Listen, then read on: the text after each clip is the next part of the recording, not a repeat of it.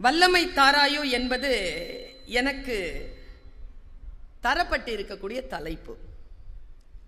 நான் அண்ணன் மதுக்கூர் ஐயா அவர்களிடத்தில் சொன்னேன், பேச போகின்ற கூட்டங்களை காட்டிலும் மிக லாபகரமான கூட்டம் எது தெரியுமா? பிரமாதமா யாராவது பேசினாங்கன்னா அதை கேட்கக்கூடிய வாய்ப்பு கிடைக்கின்றவர்கள் தான் பாக்கியசாலிகள், பேசுகின்றவர்களை விட. இன்றைக்கு நான் மிக ஆழமாக என்னுடைய மனம் அசைக்கப்பட்ட ஒரு வினாடியை சொல்லுகிறேன். அண்ணன் அவர்கள் 45-50 நிமிடங்கள் பேசினார்கள். எப்பொழுதும் நான் என் பேச்சின் தொடக்கத்தில் சொல்லுவேன், யாருடைய உதடுகளில் ஒளிந்து கொண்டிருக்கக்கூடிய சொல் நம்முடைய வாழ்க்கையை மாற்றும் என்று நமக்கு தெரியாது. அது எந்த புத்தகத்திற்குள் ஒளிந்து கொண்டிருக்கிறது என்று கூட நமக்கு தெரியாது. எவ்வளவு சீக்கிரமாக அந்த சொல் வந்து சேர்கிறதோ நம்முடைய வாழ்க்கையில் அவ்வளவு சீக்கிரமாக மாற்றம் நிகழும். இங்கே எல்லோரும் காத்திருப்பதே அந்த சொல்லை தேடித்தான். ஏதேனும் ஒரு சொல் கிடைத்து விடாதா என்று. நான் தமிழ் படித்தவள், படிக்கின்றவள். ஆயுள் இருக்கின்ற, மூச்சு இருக்கின்ற வினாடி வரைக்கும் படிப்பதற்கு கோடான கோடி விஷயங்கள் இருக்கக்கூடிய மொழியில் என் தாய்மொழியாக கொண்டிருக்கக்கூடியவள் நான். இன்றைக்கு மிக ஆழமாக நான் சொன்னேன், அண்ணா எனக்கு ஒரு அற்புதமான சொல்லை தந்திருக்கிறீர்கள் என்று அவரிடத்தில் சொன்னேன். அரசியல் பிழைத்தோர்க்கு அறம் கூற்று ஆகும் என்று நான் வாசித்திருக்கிறேன். அன்பு இல்லாதவர்களை கூட அதே அறம் கொல்லும் என்ற ஒரு சொல்லை நினைவுபடுத்தி இருக்கிறீர்கள். உங்களுக்கு மனமார்ந்த என்னுடைய நன்றி. புத்தக திருவிழாக்களில் பேச கேட்க போகின்ற பொழுது வருகின்ற லாபங்கள் இவையெல்லாம். மிக சிறப்பான அந்த சொல்லுக்கு பின்னால் இதோ என்னுடைய சொற்பொழிவு நிகழ்ந்து கொண்டிருக்கிறது. புத்தகம் என்ன செய்யும்? என்ன செய்துவிடும்? புத்தகங்கள் என்ன செய்துவிடும்? எத்தனை பேர் புத்தக வாசிப்பை பற்றி என்ன எல்லாம் சொல்லி இருக்கிறார்கள்? எல்லோரும் நாம் மிக வலிமை கொண்டவர்களாக மாற வேண்டும் என்று நாம் முயற்சி செய்து கொண்டிருக்கிறோமே. இந்த தேடலில் புத்தக வாசிப்பு எதை செய்துவிடப் போகிறது என்றெல்லாம் நான் சிந்தித்தபடி உட்கார்ந்திருந்தேன். இப்படி சொல்கிறேன், இப்பொழுதெல்லாம் நாங்கள்லாம் தன்முனைப்பு பேச்சாளர்களா மாறி போயிட்டோம், எழுச்சி கொண்ட பேச்சாளர்கள். ஒரு அம்மா என்ன ஒரு 10 வருஷமா யார் பார்த்தாலும் என்கிட்ட சொல்ற வார்த்தை என்ன தெரியுமா? உங்க பேச்சை கேட்காம நாங்க தூங்குறதே இல்லை. நான் கண்ணாடி முன்னால நின்று ரொம்ப வருத்தப்பட்டிருக்கேன். தூங்க வைக்கவா பேசுற? உன் பேச்சை கேட்டு தூங்குறாங்க. சமீப காலத்தில் தான் ஒரு செய்தி வந்திருந்தது. அந்த செய்தி என்னை அந்த சொல்லுக்குள் இருக்கக்கூடிய பொருளை விளக்கியது. பெண்கள் நிறைய பேர் இருக்கிறோம், வாழ்க்கை எங்களுக்கு சுலபமாக இல்லை. இன்றைக்கு பெண் குழந்தைகள் தினம். இன்னைக்கு சொல்லாம எப்ப சொல்றது? இத அவ்வளவு சுலபம் இல்லை. மதுக்கூர் ராமலிங்கம் அவர்கள் தஞ்சாவூர்ல இருந்து புறப்பட்டு வர்றதுக்கும், பர்வீன் சுல்தானா சென்னையில இருந்து புறப்பட்டு வர்றதுக்கும் போக்குவரத்து என்னமோ ஒண்ணுதான். ஆனால் அவர் ஆண் ஒரு புலம்பெயர்ந்து வருவதற்கும் பெண் புலம்பெயர்ந்து வருவதற்கும் இடையிலே பல கோடி மைல்கள் வித்தியாசம் இருக்கு என்பதனை உணர்ந்து கொண்டவர்கள் நாம் என்பதற்காக சொல்கிறேன். பெண்கள் இருக்கிறோம் இல்லையா? இந்த உலகம் நம்மை சிரமப்படுத்துகிறது, நம்மை புரிந்து கொள்வதே இல்லை. வாழ்க்கையில் நம்மை நசுக்குகிறது, நம்மை போட்டு அடிக்கிறது. துன்பத்திலே துவண்டு போய் படுக்கையில் விழுகின்ற பொழுது உன்னால் எதுவும் செய்ய முடியாது, இவ்வளவுதான் உன் வாழ்க்கை என்று மனம் நொந்து கிடக்கின்ற பொழுது தூக்கம் வர மறுக்கிறது. உடனே தொலைபேசி எடுத்து எதையேனும் பார்க்கிறார்கள். நான் வருகிறேன், நான் சொல்லுகிறேன், உலகம் அழகானது, நாளை விடியும், உனக்காகத்தான் சூரியன் வரப்போகிறது, எழுந்திரு, உன் ஒளி வந்தது, நாளைக்கு பிரகாசிக்கலாம் என்று நீ நம்பிக்கை விதைகளை விதைக்கின்ற பொழுது என் மனம் அமைதியாக, நான் உறங்க போகிறேன். அப்படி என்றால் நான் உறங்க வைக்கும் பேச்சாளர் கூடத்தான்.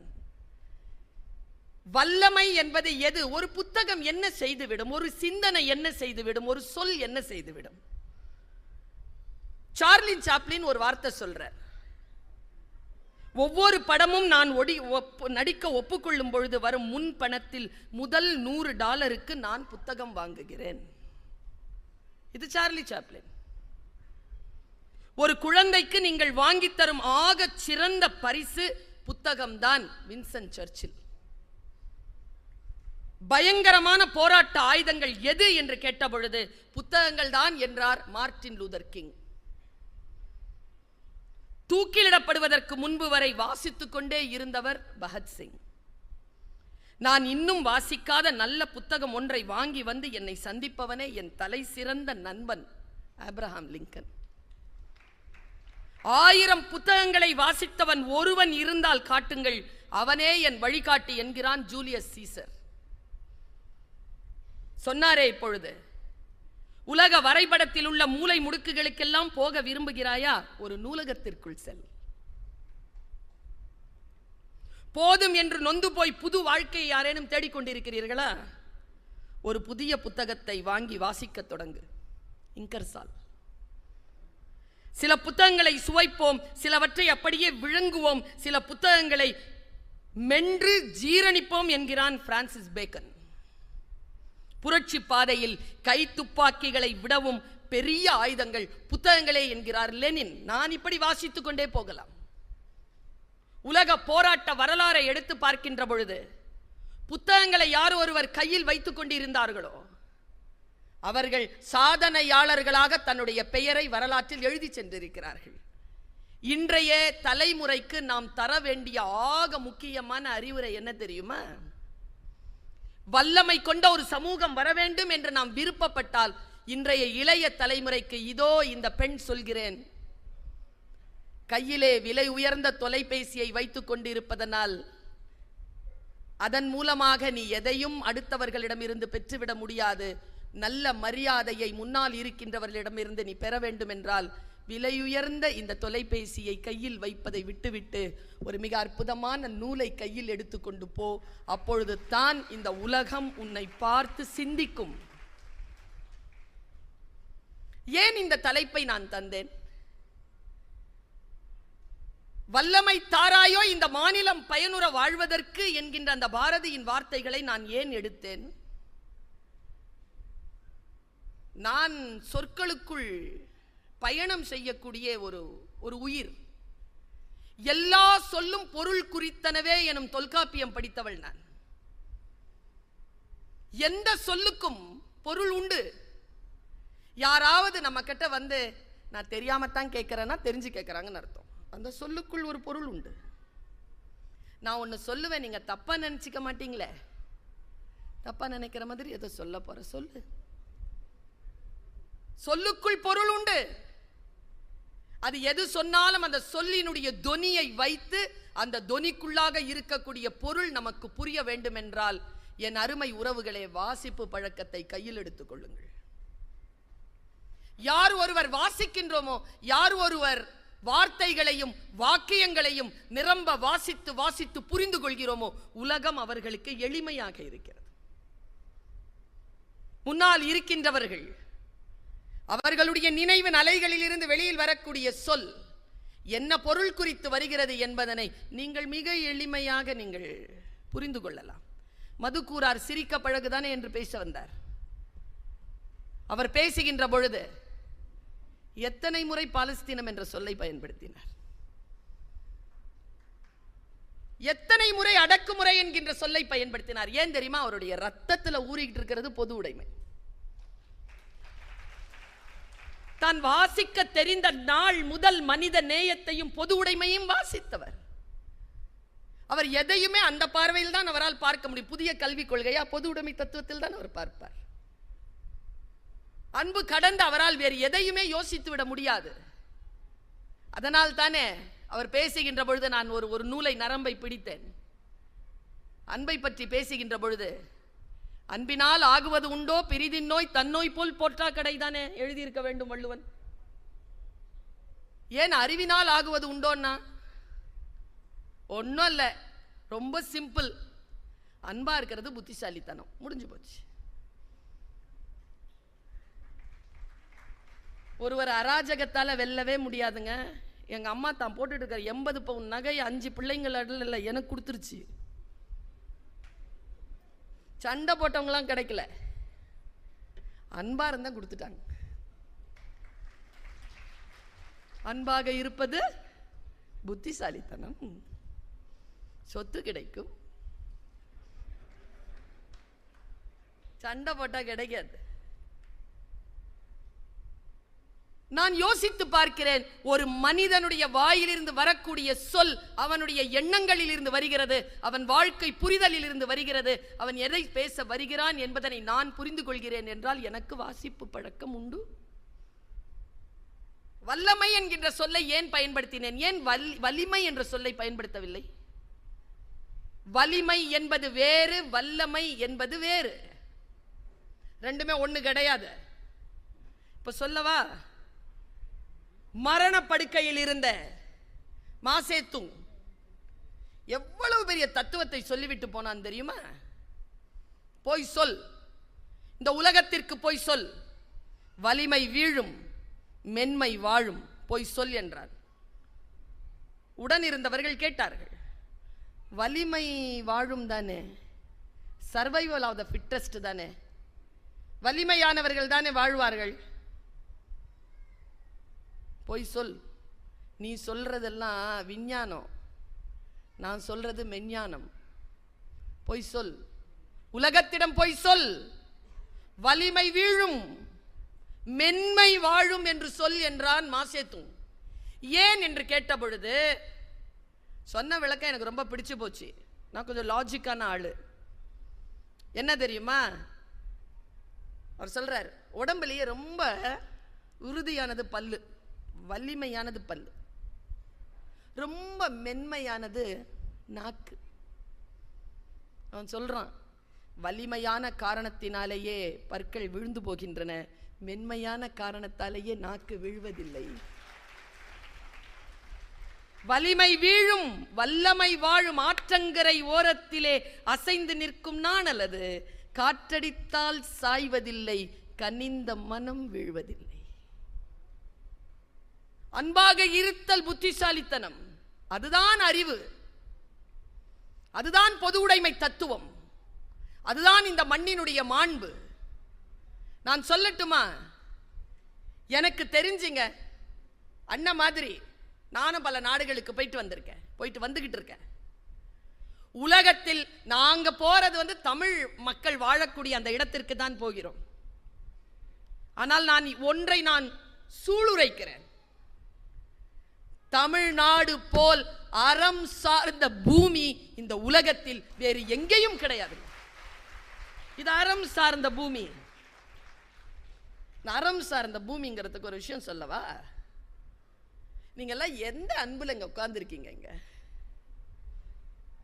எனக்கு தெரிஞ்சு இந்த மாதிரி ஒரு கூட்டத்தை எந்த எதிர்பார்ப்பும் இல்லாமல் 2 பேர் யாரோ பேசுறாங்க, அந்த பேச்சை கேட்டுட்டு போவோம்னு இப்படி ஆயிரக்கணக்கான மக்கள் கூடி இருக்கக்கூடிய அவை இந்த உலகத்திலேயே தமிழ் இனம் தவிர வேறு எந்த இனத்திலும் கிடையாது.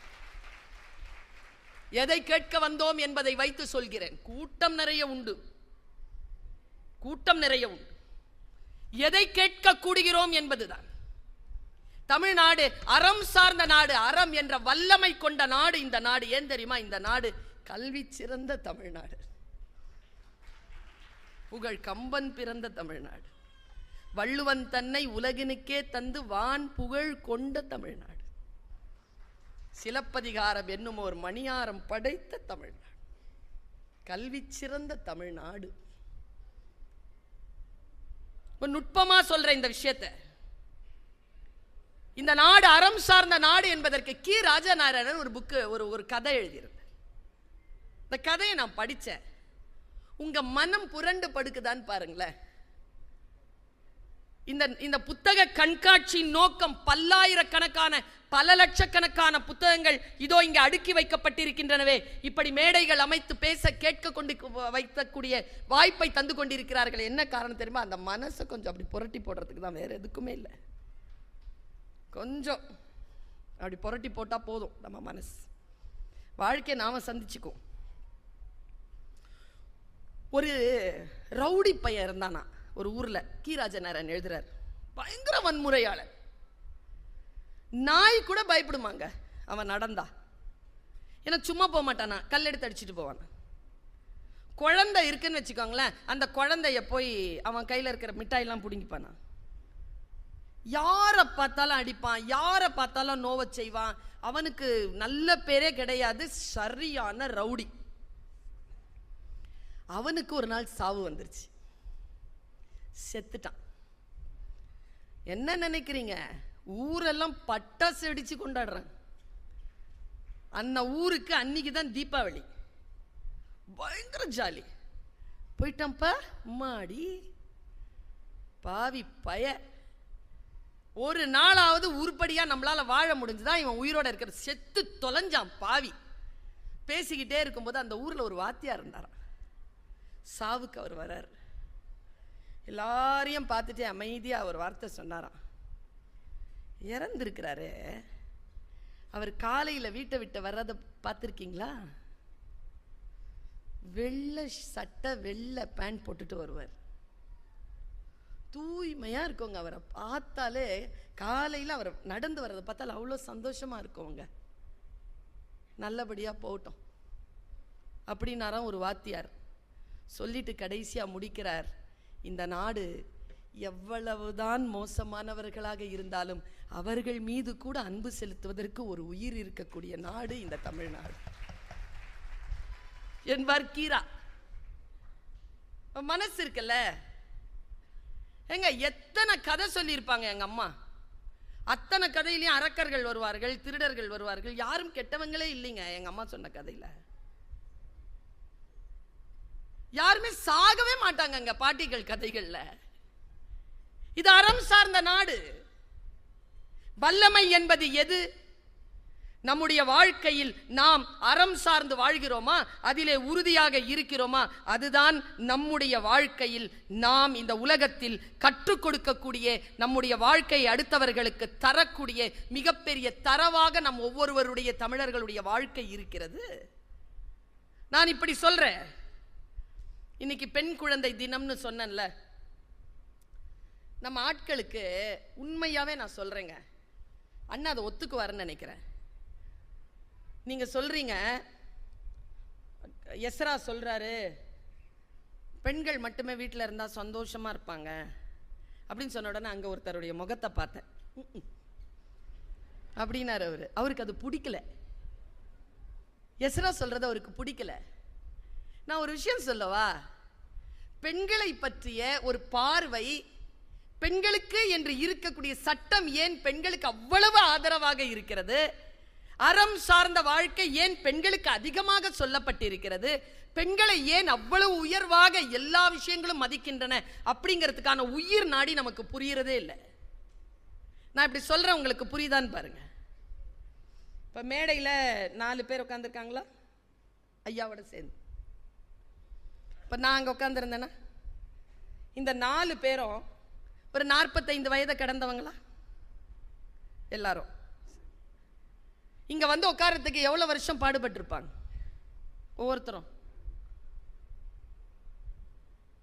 30 வருஷம்.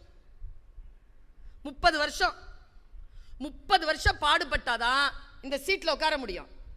இப்ப நான் உட்காந்துருக்கேன்ல, அவங்க உட்காந்துருக்காங்கல்ல, இவங்கெல்லாம் உட்காந்துருக்காங்கல்ல, நீங்கெல்லாம் பெண்கள் இந்த சேர்ல உட்காந்துருக்கீங்கல்ல, நாங்கெல்லாம் 30 வருஷம்லாம் வேலை செஞ்சாலாம் உட்காந்துட முடியாது. 1000 வருட போராட்டத்திற்கு பிறகுதான் இந்த சேர் எங்களுக்கு